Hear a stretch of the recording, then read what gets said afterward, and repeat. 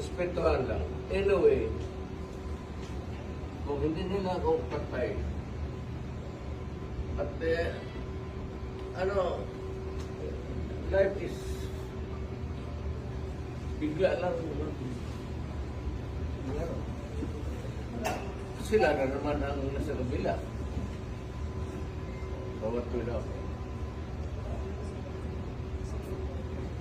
Alam naman nila ang possibility niyan. It's just a matter of months actually.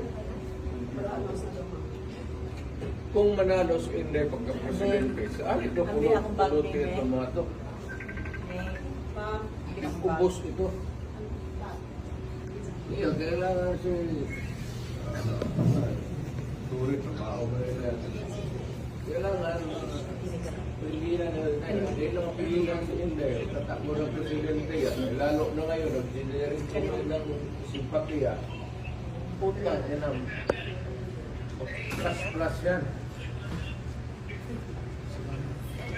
Pag ilang months na, ibang presidente na naman, isaan ito pupulutin ito.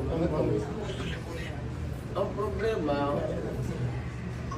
katrabaho lang ito, happen to be, ako, naiintindihan ko. Kaya, sinabi ko, disaster.